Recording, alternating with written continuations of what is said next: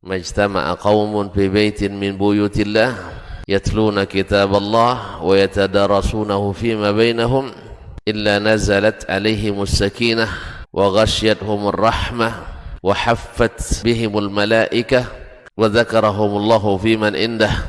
Tidaklah suatu kaum duduk di salah satu rumah Allah membaca ayat-ayat Allah dan sama-sama mempelajarinya kecuali turun kepada mereka as-sakinah, ketentraman dan kenyamanan, wa ghasyiyatuhumur rahmah, dan mereka diliputi pula oleh rahmat, kasih sayang dari Allah Subhanahu wa taala, wa haffat bihimul malaikah, dan mereka pun dikelilingi oleh para malaikat karena malaikat suka majlis-majlis zikir dan ilmu. Wa dzakarahumullahu fiman indah, dan Allah akan banggakan sebut-sebut mereka di kalangan malaikat-malaikat yang ada di sisinya, di masyarakat atas. Mudah-mudahan kita termasuk. Wassalatu wassalamu ala nabi sadiqil amin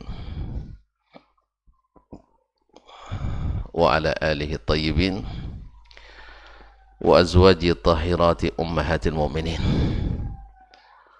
wa ashabihil kiramil ghuril mayamin wattabi'ina lahum bi ihsan ila yawmin yamtazu fihi ashabus shimali an ashabil yamin. Amma ba'du, fattaqullaha ayyuhal muslimun fa innahu qad fazal muttaqun. Ya ayyuhalladzina amanu ittaqullaha haqqa tuqatih wa la tamutunna illa wa antum muslimun. Alhamdulillah, di pagi yang mudah-mudahan penuh barakah ini, Allah izinkan kita untuk sama-sama duduk di rumahnya ini.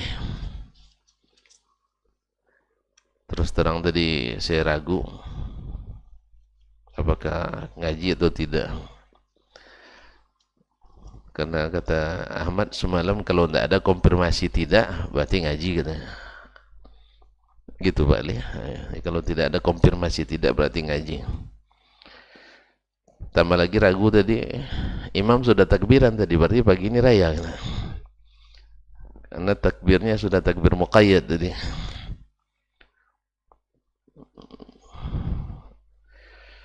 Tapi raya tak raya kita tetap ngaji. Ustaz? Raya tak raya tetap ngaji. Taib. Khair insyaallah. Kaum muslimin dan muslimat dirahmati Allah, mudah-mudahan yang berhari raya diterima Allah SWT. Yang belum juga lebih berharap diterima. Lebih berharap diterima. Memang kita di negeri ini banyak sekali serba-serbinya. Dan banyak cara-caranya. Mudah-mudahan ini juga semakin menambah semangat kita untuk semakin giat untuk berdakwah, karena memang pekerjaannya masih, yang namanya pekerjaan dakwah tak ada selesainya. Ajal kita yang selesai. Oleh itu mari kita bersyukur kepada Allah SWT atas segala nikmat yang diberikannya. Kaum muslimin dan muslimat yang dirahmati Allah, kita kembali bersama Imam Al-Bukhari rahimahullah dalam kitab Al-Adab Al-Mufrad. Al-Adab Al-Mufrad. Semoga Allah SWT melimpahkan pahala kepada Imam Al-Bukhari, dan mudah-mudahan kita juga mendapatkan bagian daripadanya ketika kita ikut membaca dan menyebarkan ilmunya. Kaum muslimin dan muslimat dirahmati Allah Subhanahu wa taala, kita selesai kemarin dari bab qiblati as-sabih atau bab qiblati ar-rajul al-jariyah. Bab bolehnya seorang laki-laki mencium anak kecil perempuan. Nah, pada kesempatan ini kita masuk pada bab yang ke-172, babu mashi ra'sis sabi, bab mengusap kepala anak kecil. As-sabi diitlaqkan kepada bayi dan juga kanak-kanak. Tapi kalau at-tiflu pada asalnya juga diitlaqkan pada bayi yang baru lahir, tapi juga kadang-kadang dipakai untuk yang anak-anak sebelum baliknya. Qala al-Imam Al-Bukhari, dalam bab ini termasuk adab yang dianjurkan,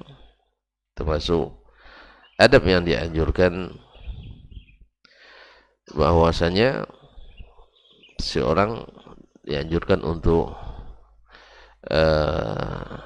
mengusap kepala anak-anak sebagai tanda sayang, seperti yang akan disebutkan dalam riwayat ini.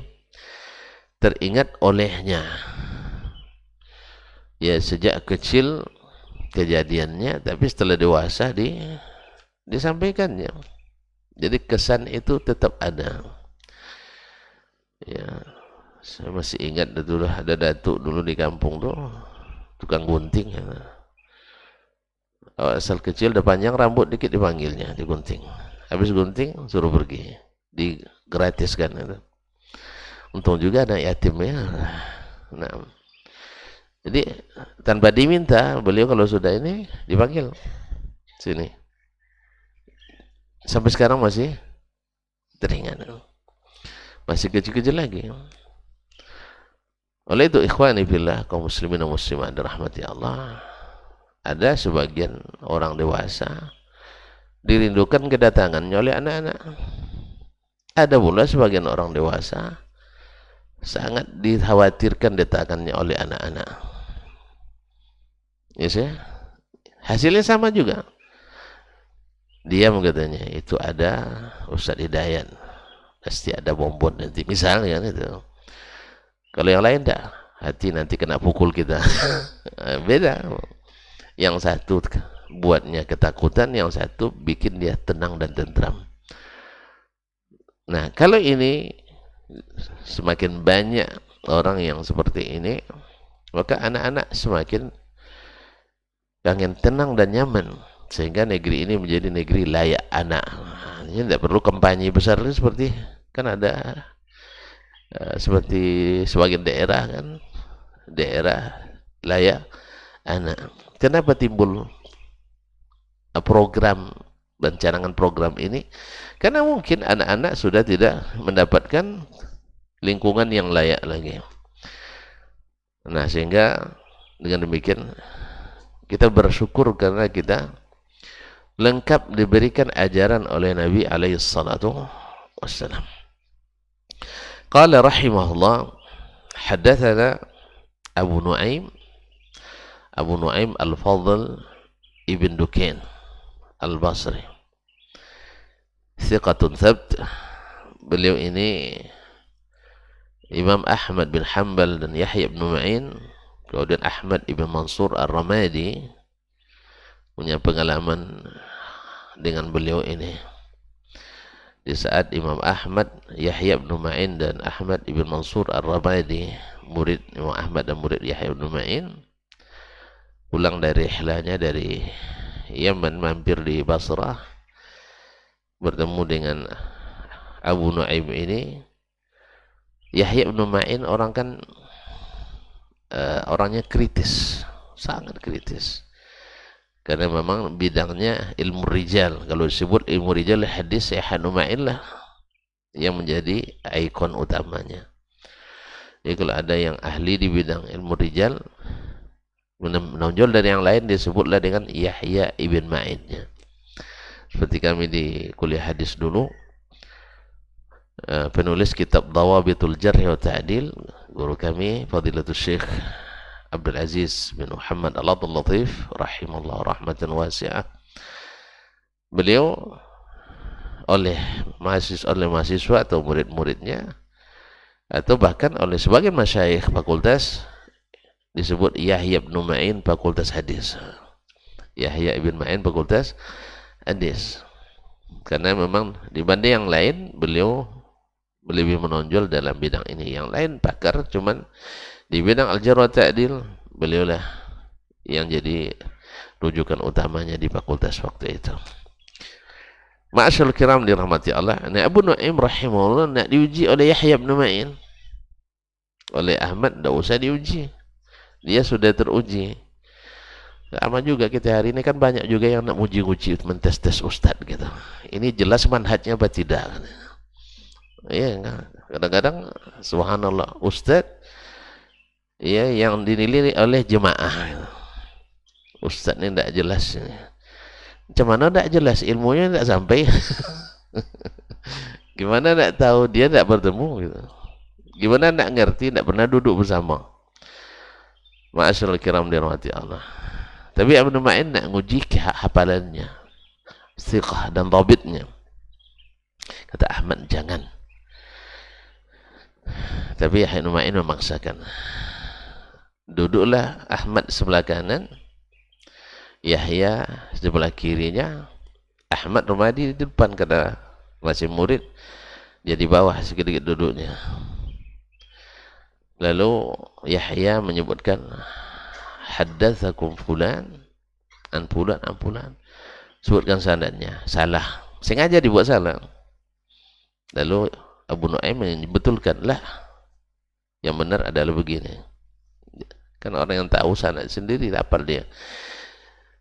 Tes lagi, dibuat salah juga. Kata Abu Nu'aim, enggak, bukan begitu. Yang benar adalah seperti ini. Dan seterusnya. Akhirnya karena sering dibuat salah, Abu Nu'aim mulai curiga, ini kalian menguji saya. Guru nak diuji sama murid gitu. Tentu. Ini kalian nak uji saya ya. Akhirnya dia noleh ke kanan. Amma hadza fawara'uhu yamna'uhu min mithli hadza. Ini yang sebelah kanan Ahmad bin Hanbal rahimahullah. Ini orangnya wara, tidak mungkin nguji gurunya. Wa amma hadza fasinnuhu la tu'ahhilu aw la ta'dzan lahu bidzalik. Ini umurnya belum cukup untuk nguji saya. Ma hadza ilm pilihan tah katanya. Ini pasti kamu yang kerok. Akhirnya ditendang sama Abu Nu'aim dan terjungkal ke bawah. Apa jawab kata Yahya bin Ma'in?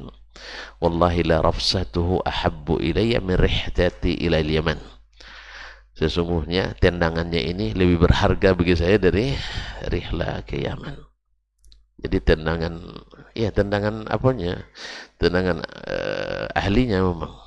Akhirnya mereka memastikan bahwa Abu Nu'aim adalah thiqatun thabt. Qala haddatsana Yahya ibn Abil Haytham, telah menyampaikan atau menceritakan kepada kami Yahya ibn Abil Haytham, Yahya ibn Abil Haytham Al-Attar Al-Kufi. Al-Attar Al-Kufi juga thiqatun. Qala haddatsani Yusuf ibn Abdullah ibn Salam, telah menceritakan kepadaku Yusuf bin Abdullah ibn Salam. Yusuf bin Abdullah ibn Salam al-Yahudi asalnya, masuk Islam. Qala sammani Rasulullah sallallahu alaihi wasallam Yusuf. Saya diberi nama oleh Rasulullah sallallahu alaihi wasallam dengan Yusuf. Ayahnya kan Abdullah bin Salam. Ya, ketika ayahnya masuk Islam kan disembunyikan dulu. Lalu dia bilang, ya Rasulullah, innal yahud qaumun buhtun.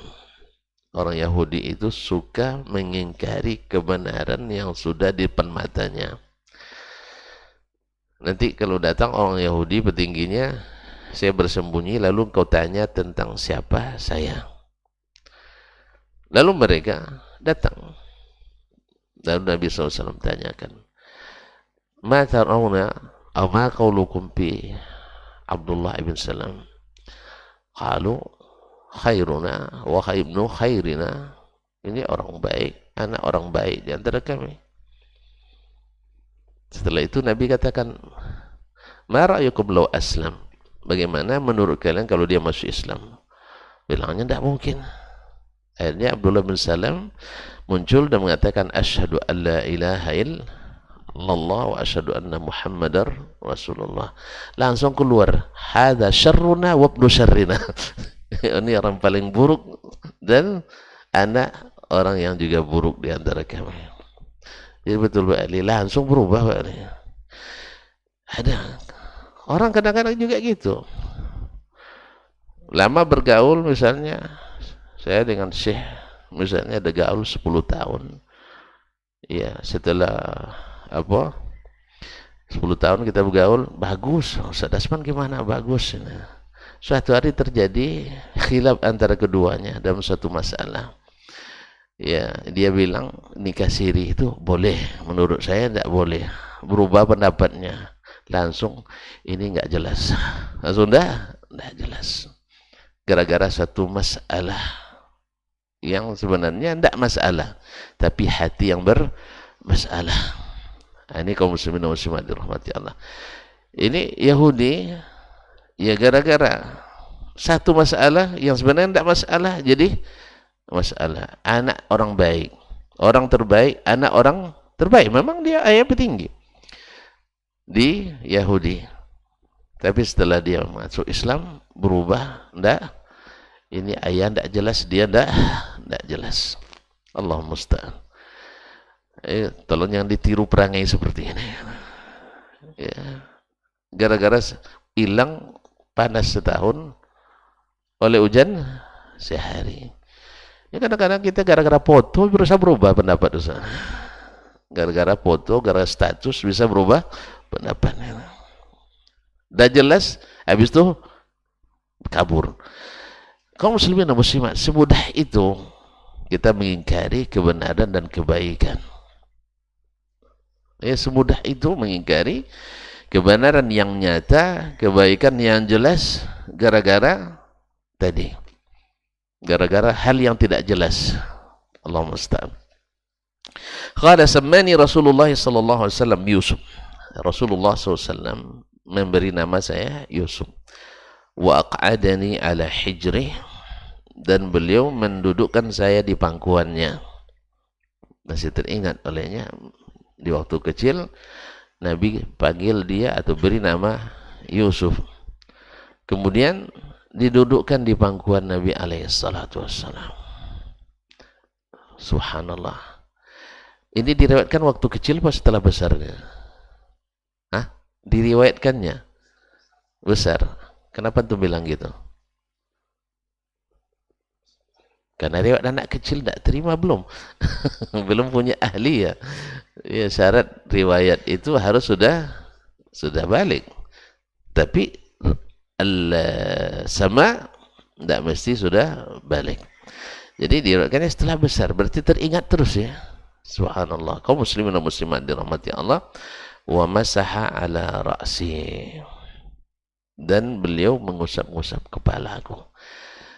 Ini kaum muslimin dan muslimat dirahmati Allah, berarti anak kecil suka diusap kepalanya. Jangan anak kecil, anak besar pun suka juga dielus-elus kepalanya. Tapi jangan dipegang sembarangan gitu, dielus. Tentu yang gimana sih? Iya, tentu yang ngelusnya juga orang tuanya. Jangan murid pula ngelus kepala, kena bahaya di sini. Sebab kalau di Arab memang kalau menghormati syekh, dipegang kepalanya, dicium jidatnya. Tahu di sini kalau pegang kepala syekh, dirotan, dicambuk kita nanti. Kamu ndak beradab katanya. Jadi ada cerita sopir seorang syekh ya, dari daerah asalnya dari daerah timur Madura. Jadi setiap disuruh oleh syekh dalam bentuk penghormatan kepadanya, dielus kepala dia belakang pegang, ya tolong carikan ini. Setiap dipegang kepala dia melawan dia, berontak dia. Jadi setiap dielus kepalanya berontak dia. Jadi Syekh nanya ke Ustadz, salah seorang ustadznya di penerjemah di Maktab Jalian. Apa katanya? Saya punya sopir, orangnya baik sekali katanya. Dan alhamdulillah saya pun senang dengan dia, dan saya pun alhamdulillah baik juga dengan dia katanya. Tapi satu yang belum bisa saya ketahui, saya karena sayang kepadanya, karena umurnya kan jauh di bawahnya kan, jadi dianggap sebagai anak lah gitu.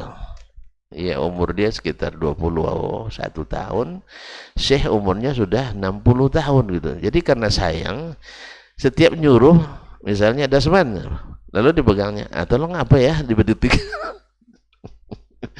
Setiap dia pegang kepalanya, dia berontak. Dia berontak. Tidak mau dipegang kepalanya. Lalu dibilang sama kawan tadi, Syekh, di Indonesia itu pegang kepala pantangan besar katanya. Pegang kepala itu pantangan besar. Oh gitu ya katanya.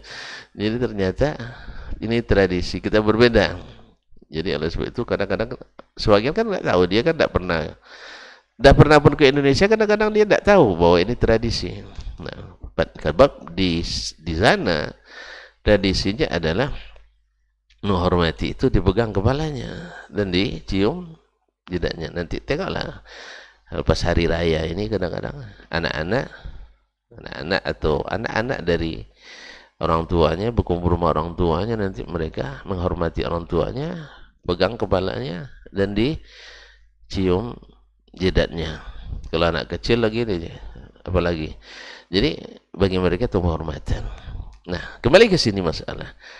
Anak kecil diusap kepalanya oleh orang yang besar, khususnya anak-anak. Itu pasti merasa nyaman dan tentram. Tidak, saya katakan, anak besar pun macam kita, diusap kepala oleh mak kita, gimana rasanya? Tenang kan? Tentram. Apalagi diusap oleh mak anak kita. Hah? Antum puasa ya? Maaf, lagi puasa rupanya. Nah. Iya, diusap oleh Ustaz ya? Enggak suka antum. Jadi ini mimbabil adab juga. Min ababil adabil muasyarah. Adabul muasyarah. Jadi bukan penghinaan. Tergantung apalah momennya seperti apa. Dafi'nya, dorongannya apa sebenarnya. Tapi kalau diginikan kepala ya lah enggak. Kan pada umumnya ketika kalau ngusap itu adalah tanda sayang. Makanya termasuk hal yang dianjurkan dan utama sekali adalah dalam hadis lain mengusap kepala anak yatim. Kenapa diutamakan?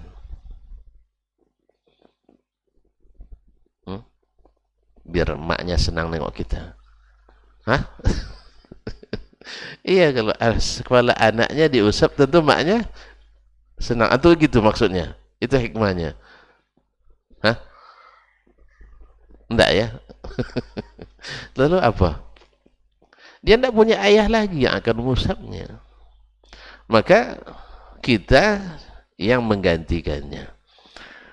Karena kasih sayang dari yang ayah itu sudah hilang. Karena orang tuanya sudah mendahului.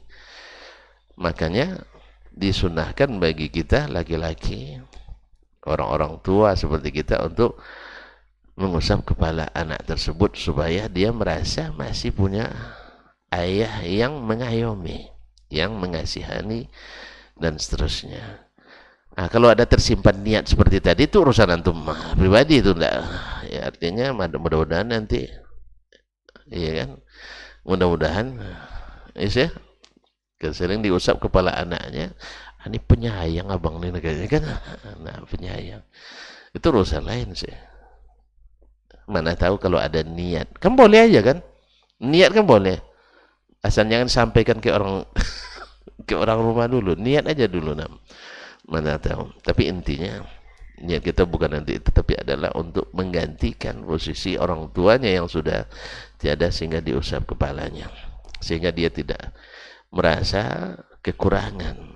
Karena tidak punya ayah itu adalah rasa kurang. Tapi ketika banyak yang menyayangi, maka akhirnya rasa sedih itu pun tertutupi dengan yang ini. Ma'asyiral kiram dirahmati Allah, hadis ini menunjukkan bagaimana tawadhu'nya Nabi alaihi salatu wassalam, di mana beliau sering dibawa kepadanya anak-anak kecil, dan tidak jarang pula beliau memberikan nama yang baik untuk seorang anak. Dipilihkan baginya namanya Yusuf. Kira-kira apa maksudnya? Ada enggak kira-kira hikmahnya? Kenapa dikasih nama Yusuf? Antum dikasih nama Yusuf mau nggak ya? Hah? Kita panggil beliau Yusuf. Ya, Yusuf alaihissalam, dia seorang nabi, seorang yang mulia, Allah jaga, dan seorang yang sukses pula. Berkat kesabarannya, kesabaran orang tuanya, sabarnya luar biasa. Tapi manis, sengsara membawa lupa antum. Sengsara membawa nikmat. Ya. Dengan izin Allah, beliau kan dibenci atau hasad saudara-saudara kepadanya. Akhirnya mereka sepakat menyingkirkan Yusuf alaihissalam. Yusuf alaihissalam sampai mereka pun tega memasukkannya ke dalam sumur tua. Nah, akhirnya dia didapatkan oleh orang yang sedang musafir, lalu dijual dengan harga murah. Coba kalau seandainya mereka itu menghargainya tinggi, mereka yang ambil, akhirnya tidak mereka jual, tinggalnya di Badiah, tinggalnya Badui nanti. Tapi Allah jadikan orang itu wa kanu fihi minaz zahidin. Mereka tidak menyenanginya, padahal tampan ya. Ya, jadi memang cinta itu bukan hanya karena tampan, Ustaz. Paham tuh? Tapi karena hal-hal lain yang Allah berikan. Jadi jangan aneh nanti kalau ada yang istrinya cantik, suaminya jelek, atau sebaliknya, suaminya ganteng, istrinya ya jelas tidak ganteng. Istrinya jelas tidak ganteng kan, suaminya ganteng, istrinya tidak ganteng. Itu biasa. Kenapa? Kalau ada istrinya ganteng bahaya tuh, Bu. Nah, jadi kalau ada yang punya istri ganteng, tolong cepat ditinggalkan. Ini penyimpangan. Ini penyimpangan. Ma'asyiral kiram dirahmati Allah SWT. Akhirnya dibeli oleh Al-Aziz, Aziz Masr. Nah, inilah bermula, walaupun melalui fase-fase sulit, karena diuji dengan ujian berat. Akhirnya beliau lulus dengan izin Allah SWT. Nah, kenapa Yusuf dipilihkan untuk ini? Karena Abdullah ibn Salam dari Bani Israel. Dari Bani Israel. Jadi tidak ada salahnya juga kita memberi nama yang baik, yang mengingatkan ke asal keturunan kita. Tidak ada masalah. Ustaznya, misalnya nanti antum dari mana misalnya, keturunan yang baik-baik yang dikenal, misalnya keturunan siapa, orang yang terkenal dan baik gitu, lalu kita berikan nama yang disukai di kalangan orang itu. Nah, Yusuf termasuk nama yang disukai di Bani Israel. Nah, maka Nabi pun memberi nama Yusuf, karena yang diberi nama orang baiknya, bukan nama orang yang tidak baiknya. Jangan bilang jahat, yang tidak baiknya. Nah, diberi nama dengan Yusuf alaihissalam, karena di antara anak-anak Yakub yang paling utama adalah Yusuf, dan Yakub bin Ishaq adalah datuknya 12 suku, datuknya 12 suku Bani Israel. Anaknya kan 12 kan? Ya. Salah satunya adalah Yusuf alaihissalam. Jadi diberi nama datuk. Jadi kalau misalnya saya Domo, datuk saya Domo, lalu antum bilang Dasman Domo, suka enggak saya? Tapi antum bilang Dasman Piliang, pikir-pikir dulu. Anda Piliang ayah saya rupanya, lupa. Nah, antum bilang Piliang pun boleh, enggak masalah. Ya, cuman karena kita menganut apa istilahnya, paham mater materi dia, angkat suaranya, materiniar. Saya udah mulai lupa istilah-istilah ini, istilah asing ini udah mulai lupa. Kan bahasa Indonesia itu kan, nah, itu. Antum bilang ya bahasa Indonesia-nya apa? Hah? Mengikut kama, udah mengikut kama.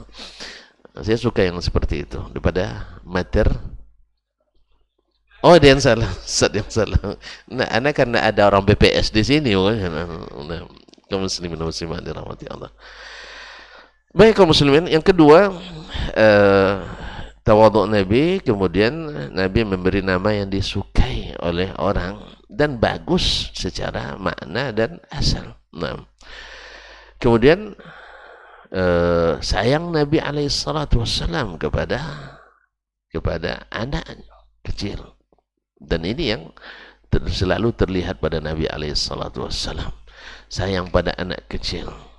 Dan seperti dalam banyak hadis sebelumnya, bahwa menyayangi anak kecil itu tidak akan menurunkan martabat besar kita. Ini sebagian kan ini asal anak kecil sana, ini orang tua di sini kan, ini orang tua.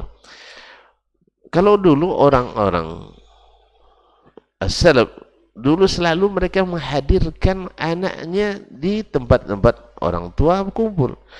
Apa sebab? Karena pembicaraan yang baik. Sekarang kenapa kita jauhkan anak-anak? Karena sering majelisnya diisi dengan pembicaraan yang tidak baik. Ya, maksudnya bicara kedai, warung, itulah tentu tak punya cerita. Nah, asal ada yang lewat dikit di komentari itu. Ini Ustaz ini sejak dia pulang kacau umatnya. Ustaz di komentar di kedai, komentar kedai lah, tahu lah antum sendiri. Nah, makanya kalian jangan cari ilmu di warung kopi.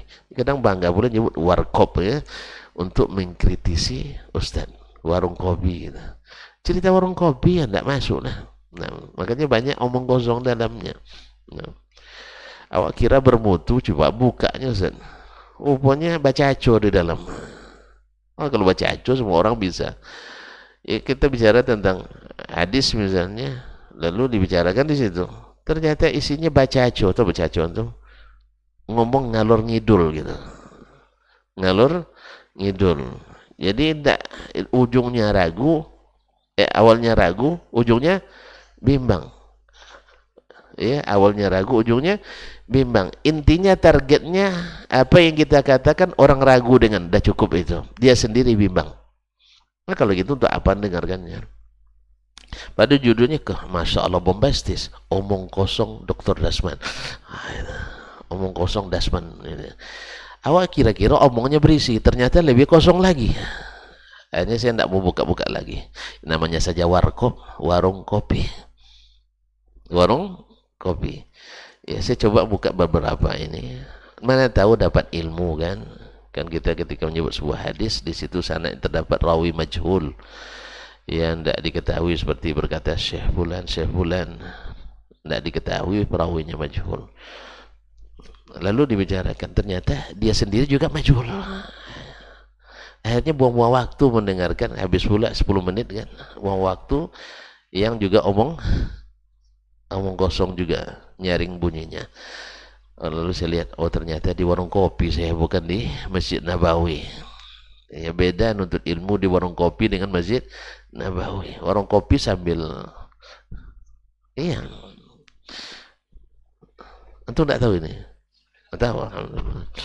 Kadang kopinya apa namanya, tambah kopi sekareknya kan penuh ayu.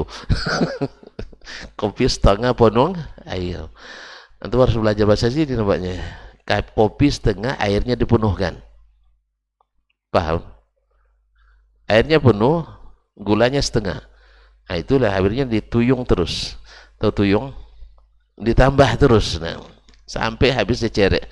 Nah, itulah cerita di kedai kopi. Nah, tawadhu Nabi alaihissalatu wassalam, karena siapa yang tawadhu Allah angkat. Jadi tidak ada akan mengurangi martabat kita ketika kita selalu bersama orang-orang bawah. dengan wong cilik, kata orang. Selalu bangga bersama wong cilik. Tapi bukan bahasa framing, enggak.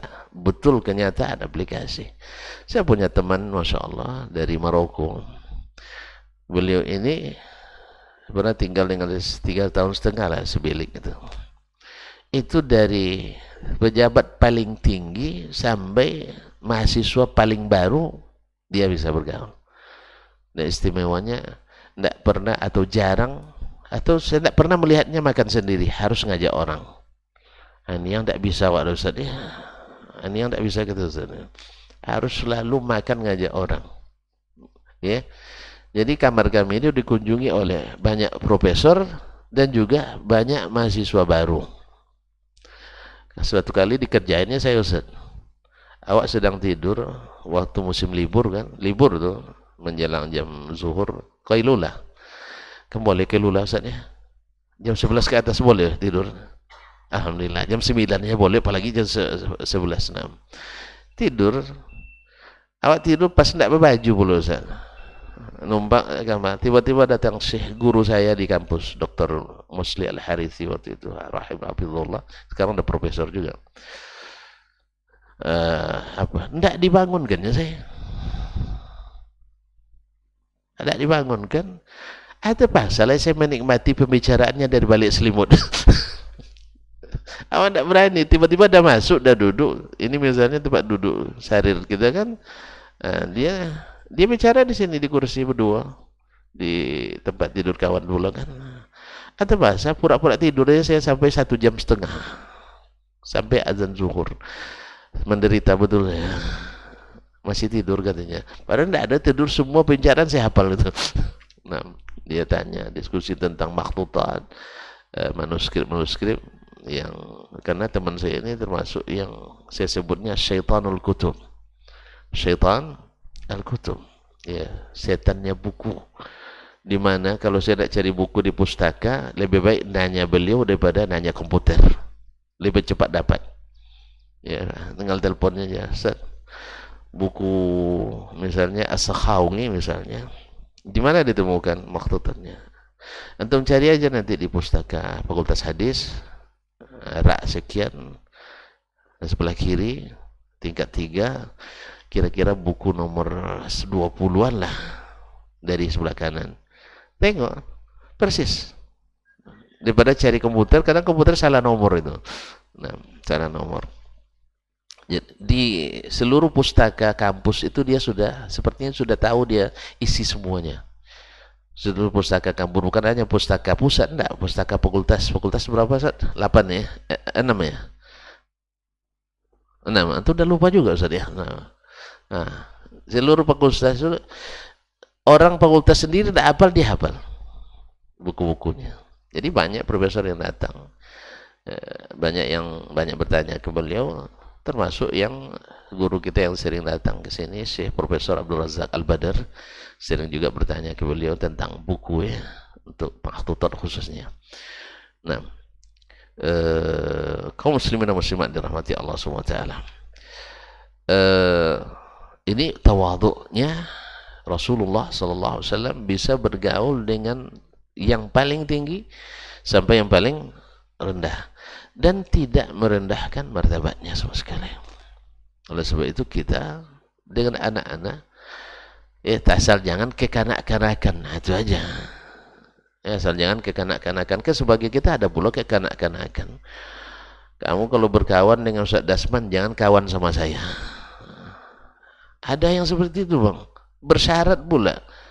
Kalau nak kawan jadi jen kawannya, ketahuan jadi jen ketahuan dengan yang lain. Ini kekanak-kanakan, tidak bisa jadi orang besar seperti ini. Ada Ustaz ini, kalau berkawan sama saya jangan kawan sama si fulan. Subhanallah kaum muslimin. Di mana kaidah ini? Di mana kaidah ini? Kawan dengan saya harus jangan kawan dengan si fulan. Kecuali kita berkawan dengan iblis, ya lah berkawan dengan syaitan. Ini berkawan dengan orang yang ma'ruf bil ilmi, ma'ruf bil aqidah, ma'ruf bis sunnah. Tapi kan tidak seonggok dengan kita, tahu seonggok. Tidak segrup dengan kita, lalu kita bilang asal kawan dengan dia, kamu jangan kawan dengan saya. Saya sudah sering menemukan yang seperti itu di lapangan. Oh, saya bilang enggak, saya tidak bisa kayak gitu. Ya, saya akan tetap berteman sekalipun dengan orang yang sering berbantah dengan saya. Saya berkawan. Apalagi orang yang pernah berjasa mendidik kita, berjasa membangunkan semangat ilmu dan amal kita. Walaupun, mohon maaf, mungkin banyak hal-hal yang tidak kita setujui daripadanya, saya akan tetap berkawan. Saya tidak akan meninggalkan orang-orang yang pernah menorehkan jasa baik pada kita selama dia masih mau. Kalau dia bilang, dah bilang pula, kamu kan berkawan di situ Masjid Toba, kalau gitu tidak boleh kawan dengan saya. Tuh, angkat tangan saya. Tapi selama masih mau menerima, saya akan tetap kawan. Jelas? Jelas ya? Nah, Allahul musta'an. Kaum muslimin dan muslimat dirahmati Allah SWT. Kemudian beliau melanjutkan di riwayat hadis yang kedua, qala haddatsana Muhammad ibn Salam. Muhammad ibn Salam ini adalah satu-satunya dari Sahih Bukhari yang dibaca dengan salam, bukan salam. Pada umumnya nama perawi itu biasanya kalau adalah salam, tapi ini adalah Abdul Muhammad ibn Salam. Muhammad ibn Salam ibnul Faraj As-Sulami Abu Ja'far Al-Bikandi. Abu Ja'far Al-Bikandi. Nah, di thiqatun thabt, wafat 227, umur 65 tahun. Qala haddatsana Muhammad ibn Khazim. Telah menceritakan kepada kami Muhammad ibn Khazim, dikenal dengan Abu Muawiyah Ad-Darir. Abu Muawiyah Ad-Darir min athbatin nasi fil a'mash, bal athbatuhum. Qala haddatsana Hisham ibn Urwah. Telah menceritakan kepada kami Hisham ibn Urwah ibn Zubair ibn al-Awwam al-Asadi, thiqatun an abihi, dari bapaknya Urwah ibn Zubair ibn al-Awwam al-Asadi. Ibunya adalah Asma binti Abi Bakar As-Siddiq radhiyallahu anhu, salah satu dari 7 fuqaha Madinah di masa tabi'in. Bittifaq, salah satu dari 7 fuqaha Madinah di masa tabi'in. Salah satu adalah Urwah bin Zubair. Kan beliau yang pernah berdoa, ada 4 orang berdoa di Hijr Ismail, yatamannawun, bercita-cita. Ada 4 orang, Urwah bin Zubair, Mus'ab bin Zubair, kemudian Abdullah ibn Zubair, kemudian Abdullah bin Umar ibn al-Khattab radhiyallahu anhu wa an abih. Abdullah bin Zubair bercita-cita jadi khalifah. Mus'ab bin Zubair bercita-cita ingin jadi gubernur di Irak dan meminang 2 wanita cantik dan cerdas waktu itu. Kalau tidak salah namanya Sukainah binti Ali, yang satunya saya lupa namanya, terkenal dengan ininya, kecerdasan dan kecantikannya. Yang ketiga, Urwah bin Zubair bercita-cita ingin ilmunya diwarisi. Dan yang keempat, Abdullah bin Umar ingin diampuni dosa-dosanya. Alhamdulillah yang 3 karena masing-masing duniawi sifatnya tergapul. Jadi antum kalau berdoa tuh jangan tidak serius, doa aja.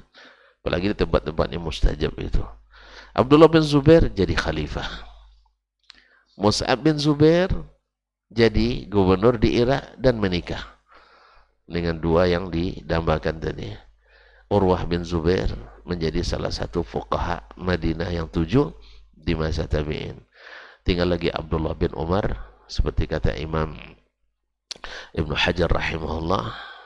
Tentu kita berharap bahwa doanya juga mustajab, diampuni dosa-dosanya. Semoga Allah merahmati para ulama dan meridai para sahabat radhiyallahu anhum ajma'in. An Aisyah, dari bibinya Aisyah bintu As-Siddiq radhiyallahu anha wa nabiha qalat, dia berkata, kuntu al'abu bil banat inda Nabi sallallahu alaihi wasallam. Saya waktu, kan Aisyah masih umur berapa nikah dengan Nabi? 6 tahun. baru bergaul dengan Nabi umur 9 tahun. Ma'asyiral kiram dirahmati Allah Subhanahu wa taala. Saya selalu main al-banat, boneka-boneka inda Nabi sallallahu alaihi wasallam, Nabi sallallahu alaihi wasallam. Wa kana li sawahibu yal'abna ma'i. Dan saya punya sahabat-sahabat perempuan yang ikut bermain denganku. Ya, ikut bermain denganku. Fakana Rasulullah sallallahu alaihi wasallam idza dakhala yanqami'na minhu. Dan bila Rasulullah SAW masuk, mereka pun menjauh dari Nabi sallallahu alaihi wasallam. Fayusarribuhunna ilayya. Lalu beliau menyuruh mereka datang kepadaku. Fayal'abna ma'i. Dan meneruskan main denganku. Ma'asyiral kiram dirahmati Allah SWT. Ini ibunda Aisyah radhiyallahu anha. Dia menjadi istri yang paling dicintai Nabi sallallahu alaihi wasallam, dan sekaligus menjadi sumber fitnah buga bali bagi orang-orang yang hatinya berpenyakit dari kalangan munafikin dan dari kalangan kafirin dan musyrikin. Ya, mereka yang risau. Ini kan orang bahagia, dia risau. Itu apa namanya? Saya bahagia, antum risau. Yang sakit saya atau antum? Ustaz, saya ulang kembali. Saya bahagia, antum sakit. Enggak, bilang sakit. Antum yang sibuk sana kemari gitu. Yang sehat saya atau antum? Enggak mau dia, enggak mau ngaku. Antum bahagia, ya beristri lagi. Lalu saya yang sibuk ke sana kemari bikin fitnah. Yang sakit antum apa saya? Enggak mau juga antum. Gimana ya bikin contoh? Berarti yang sakit adalah yang sibuk-sibuk itu. Aisyah yang digambarkan sebagai korban. Kan korban kata mereka. Anak kecil dinikahi oleh perempuan, oleh laki-laki dewasa. Antum pernah enggak nanya ke Aisyah radhiyallahu anha, apakah dia bahagia atau tidak? Aisyah bahagia apa tidak? Bahagia. Sampai-sampai dia tidak bisa meninggalkan Nabi kecuali namanya saja. Ketika dia marah, dia bilang, la wa rabbi Ibrahim. Kalau dia masih belum marah, la wa rabbi Muhammad sallallahu alaihi wasallam. Sampai Nabi hafal itu. Kalau Aisyah sudah bilang la wa rabbi Ibrahim, enggak, demi Tuhannya Ibrahim, saya enggak mau. Itu udah marah tuh. Sampai Nabi katakan, wallah inni la adrifu idza kunti anni radiyah wa idza kunti alayya ghadbah. Demi Allah saya tahu gimana kapan kamu marah, kapan kamu ridha. Awaklah bawa sapu, istri belum tahu juga dia marah. Dikira nak nyapu halaman, rupanya nak nyapu kita dia. Nah, ini Nabi saking dekatnya, dari cara bicara dia sudah paham. Lalu Aisyah katakan, gimana Rasulullah tahu saya itu marah dan saya ridha? Kata, idza kunti anni radiyah qulti la wa rabbi Muhammad. Kalau kamu sudah suka, kamu pasti bilang, kamu kan sedang suka, kamu bilang la wa rabbi Muhammad, tidak demi Rabbnya Muhammad sallallahu alaihi wasallam. Tapi idza kunti an alayya ghadba qulti la wa rabbi Ibrahim. Tidak, demi Rabbnya Ibrahim. Jadi satu disebut nama suaminya, satu disebut nama datuk suaminya. Datuknya dia. Apa kata Aisyah? Ya Rasulullah, la ahjuru illa ismaka. Saya tidak bisa meninggalkan kecuali hanya sebutan namamu saja. Adapun engkau tidak. Kan ketika terjadi kisah turunnya ayat At-Tahrim, ya, Mereka juga disuruh milih oleh Nabi alaihissalam. Kasus ilahnya, ingin milih, kalau kalian ingin Allah dan Rasul, kalau kalian ingin dunia, mari saya lepaskan kalian dengan baik-baik. Ada Aisyah, ini kesempatan ini melepas dari si tua ini. Ada? Hah? Ada. Justru dia yang pertama yang menyatakan tidak mau bercerai dari Nabi Shallallahu Alaihi Wasallam. Ini kalau ada orang yang kepanasan di luar, itu orang sakit-sakit semua. Pasti orang tidak senewan itu, orang yang tidak sehat. Orang yang bahagia dia yang sakit, yang gila sendiri. Nah, Nabi bahagia dengan Aisyah sampai ditanya, "Man ahabbun nasi ilaika ya Rasulullah?" Yang bertanya ingin laki-laki. Tapi Nabi jawab, Aisyah, tanpa ragu. Wa minar rijal. Maksud kami yang laki-laki Rasulullah. Qala abuha, bapaknya. Kalau bukan karena anaknya menjadi anak yang berkesan dan memberi kesan yang baik, tentu ayah tidak suka. Sebab lantung sempat punya istri yang tak menyenangkan, pasti ayahnya kena. Ini gara-gara si Anu nih, salah didik. Padahal anaknya semasa belum bersuami baik-baik aja. Sesama dengan dia berubah akhlaknya. Disalahkan mertua. Jadi anaknya yang paling cintai, ayahnya paling dicintai oleh baginda Rasulullah SAW. Oleh sebab itu, kalau ada yang memfitnah Nabi gara-gara itu, kita bilang ini orang sakit jiwa. Obatnya masuk rumah sakit jiwa, diterapi. Kalau tidak, setelah itu, kalau tidak, dipasung. Tahu dipasung? Kalau tidak disuntik dengan suntik. Ini orang tidak sehat. Orang paling bahagia di dunia, baik yang menurut mereka korban, paling bahagia. Baik mereka yang menganggapnya sebagai Nabi, dia tuduh sebagai pelakunya, juga orang paling bahagia. Antum yang tidak bahagia, antum yang tidak sehat. Oleh itu kaum muslimin dan muslimat dirahmati Allah. Nah, di sini Nabi alaihissalatu wassalam, apa babnya ini masuk kepada bab mashurasis sabi, mengusap kepala anak kecil. Ada mengusap bahasa tidak ada tadi lah. Tidak, di hadis Aisyah, kuntu al'abu bil banat, saya main boneka. Kemudian ikut bergabung anak-anak perempuan kecil. Ketika mereka datang, Nabi datang sallallahu alaihi wasallam, mereka yang qami'na, mereka agak menjauh sedikit dari Nabi sallallahu alaihi wasallam, fayusarribuhunna. Lalu Nabi yusarrib, menyuruh mereka pergi. Nah, di sini dipahami oleh imam, biasanya anak kecil kalau kita menyuruhnya pergi main, antum biasanya gimana cara nyuruhnya? Tarik tangannya. Abang? Iya, gini. Usap kepala, mainlah sayang, main. Nah, kayaknya cara kita berbeda dari cara Nabi, katanya bawa lidi dulu, main gitu ya.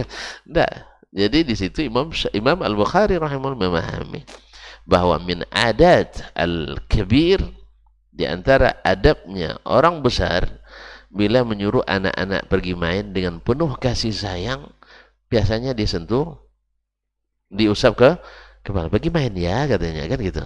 Pergi main ya, tidak apa-apa, jelas. Jadi mana yang pintar kita pada Imam Bukhari? Mana lebih pintar kita pada Imam Al-Bukhari? Imam Bukhari rahimahullah. Kalau kita kan di mana dia menyapu tangan kan, menyapu kaki, menyusap kepala ini. Jadi beliau istimbatnya masya Allah. Makanya dikatakan oleh para ulama, fiqhul Bukhari fi tarjim kutubih. Imam Al-Bukhari itu fikihnya terlihat pada terjemah, daripada judul, daripada ininya. Kadang-kadang kaum muslimin musliman dalam pelajaran Sahih Bukhari ada satu bab, sudah 4 kali pertemuan belum selesai judul babnya. Jadi di satu judul itu mengandung banyak masalah fikih. Bisa dia simpulkan di situ. Makanya katakan lillahi darul Bukhari. Tapi tidak juga selamat dari fitnah, Ustaz. Ada juga yang bilang tidak jelas manhajnya. Sampai Imam Al-Bukhari rahimahullah tidak tahan lagi berdoa pada Allah minta dia cabut nyawanya. Padahal dia meriwayatkan hadis tidak boleh bercita-cita mati. Kenapa? Difitnah. Yang difitnah orang itu adalah antara dia dengan gurunya. Muhammad bin Yahya Az-Zuhli An-Nisaburi. Pak subhanallah, sampai diadukan juga ke para penguasa. Imam Bukhari rahimahullah. Oleh sebab itu kalau antum dibilang tidak jelas manhajnya, jangan nangis. Tegar, sabar. Karena yang menilai itu manusia tak akan pernah adil bila sudah sifatnya tidak objektif lagi, subjektif. Alasannya karena antum tidak ngumpul dengan saya, itu masalahnya. Atau karena antum berfoto dengan si fulan, itu masalahnya. Tapi ketika dia sendiri yang berfoto, aman. Yang lain berfoto tidak boleh, yang lain masalah. Jadi kalau kan itu masalahnya, biarin aja, tidak ada masalah. Karena yang akan menentukan jelas tak jelasnya antum manhaj itu mahajjah baidah yang ditinggalkan Nabi sallallahu alaihi wasallam. Nampak Nabi depan, ikuti. Kan itu selesai. Itu yang manhaj. Sesuai dengan yang diikuti oleh para sahabatnya. Tapi kalau masalahnya ngaji di Indosakina dengan tidak ngaji Indosakina, itu yang menjadikan perbedaan manhaj. Ini saya tidak temukan di manhajnya para ulama as-salaf. Tidak menemukan itu. Wallahul musta'an. Baik kaum muslimin dan muslimat dirahmati Allah. Nabi alaihi salam, Imam Al-Bukhari rahimahullah yang si hebat itu tetap hebat karena mutiara tetap mutiara, walaupun dilimuri dengan lumpur. Antum temukan dalam selokan, antum ketemu mutiara selokan, nggak mau kotor gitu ya, nggak, antum akan angkat, bersihkan, beli sabun yang paling mahal. Berapa sabun yang paling mahal? Ada 1 juta. Hah? Rugi tidak antum bersihkan mutiara sebesar ini dengan dana 20 juta? Rugi? Abang punya, tahu dia. Nah, ya mutiara segini antum bersihkan 20 juta, antum tidak rugi. Kalau antum nak dapat ke mutiara, harus melalui screening yang ketat dulu, lewati saja, tidak ada masalah. Gara-gara nak dapat mutiara, saya harus misalnya diperiksa sampai ditahan di karantina 2 jam, 3 jam. Tidak apa-apa, karena akan dapat mutiara. Jelas? Jelas? Kalau jelas selesai, kita tidak teruskan. Baik, kaum muslimin dan muslimat dirahmati Allah. Di hadis ini terdapat bahwa anak-anak ya walaupun sudah bersuami boleh dibiarkan bermain. Yang kedua, suami jangan terlalu mengekang istri. Dia karena pekerjaan istri itu berat. Sekali-kali disuruh dia main sama kawan-kawannya gitu. Ya asal jangan aja kawan yang laki-laki, itulah tidak bisa. Disuruh reuni nanti, ini problema besar. Jangan salah paham, ini perlu saya jelaskan karena di zaman ini main di sini kan bebas masalahnya. Maksudnya dengan teman-teman yang tidak melahirkan dosa, itu maksudnya. Kalau disuruh nanti pergilah reuni ya, abang tidak ikut, abang reuni pula ke sana. Di sini ketemu teman lama, di sini ketemu teman lama. Lahirlah kadang-kadang disebut dengan celaka. Nah, celaka. Nauzubillah. Ya CLBK kan celaka tuh. Nah, Allah musta'an. Ini reuni-reuni ini, nauzubillah, kalau tidak dengan cara yang syar'i pasti hasilnya tidak menggembirakan. Nauzubillah. Oleh sebab itu, ya kadang-kadang bukan tidak mau kita, bukan tidak cinta dengan kawan-kawan, bukan tidak sayang. Cuman kadang-kadang kemasannya itu membuat barangkali lebih besar mudaratnya daripada manfaatnya. Lebih besar mudarat daripada manfaatnya. Apalagi sudah family gathering. Family gathering, ada campur-campur aduk semuanya. Nah, kalau begitu ya terpaksa. Darul mafasid muqaddam ala jalbil masalih. Dia menghindari kerusakan didahulukan daripada mencari manfaat. Ya kan manfaat kan silaturahim katanya, menjalin untuk menghidupkan hidup hubungan lagi. Alhamdulillah, ya memang ini silaturahim, tapi bukan satu-satunya. Bukan satu-satunya. Alhamdulillah masjid menjadi sarana silaturahim. Ilmu sarana silaturahim. Antum misalnya, Ustadz punya pesantren, supaya silaturahim kita akan antar anaknya ke situ. Kan silaturahim juga bang ya. Nah, sering ketemu dengannya dan seterusnya. Baik, yang kedua, sayangnya Nabi SAW kepada istrinya. Ya, yang namanya anak-anak main di rumah Ustaz. Kira-kira yang tersusun kacau atau yang sudah kacau disusun? Enggak pernah punya anak-anak antum. Anak-anak kalau main tambah berantakan atau tambah rapi rumah? Ya Allah ya Rabbi, enggak pernah jadi anak-anak antum ya saya. Pasti berantakan berserak. Nah, tapi Nabi SAW bisa memahami itu. Sehingga enggak dilarangnya istrinya tetap bermain. Bahkan disayangi, diusap kepalanya tadi. Main terus. Ini intinya kaum muslimin. Sebenarnya anak-anak itu kadang-kadang ributnya jadi hiburan pula. Anak terus terang Ustaz, nulis tesis dan disertasi, kadang-kadang anak sambil di pundak. Ya. Saya tidak terganggu, alhamdulillah. Biasanya rumah kami itu selalu tempat pusat anak-anak center gitu. Jadi anak-anak tetangga itu senang sekali main di rumah. Entah kenapa, mungkin karena saya tidak marah barangkali. Akhirnya di sebelah mereka ramai-ramai, saya sendiri di sini ramai pula dengan komputer saya. Alhamdulillah tidak terganggu saya. Buktinya selesai juga kan, alhamdulillah. Jadi kaum muslimin dan muslimat dirahmati Allah, untung dapat pembimbing yang super killer juga sebenarnya. Kalau bimbingan sekali sepekan wajib. Sempat saya berhalangan, berarti pekan depan 2 kali. Kalau dia berhalangan, pekan depan 2 kali. Dan ditanyanya minimal 20 halaman sepekan. Itu dibilang sedikit. Awak bikin 5 aja deh. Udah payah kan? Ini katanya kalau 20 halaman itu sedikit. Kalau 6 sepekan. Itu subhanallah. Tapi intinya kaum muslimin, anak-anak yang lahir dari kasih sayang tadi, lahirlah orang-orang yang juga penuh dengan kasih sayang. Inilah kesan anak-anak para sahabat itu. Untuk baca nanti. Ini bagus juga untuk judul tesis antum sana. Ya, kisah Nabi dengan anak-anak. Kalau belum ditulis, bagus juga nih hadis-hadis tentang itu. Walaupun sudah ada Al-Manhajun Nabawi fi Tarbiyatil Atfal, ada, tapi dengan judul lain kan, Al-Manhajun Nabawi fi Tarbiyatul Atfal, ada kitabnya dengan judul yang mirip juga ada.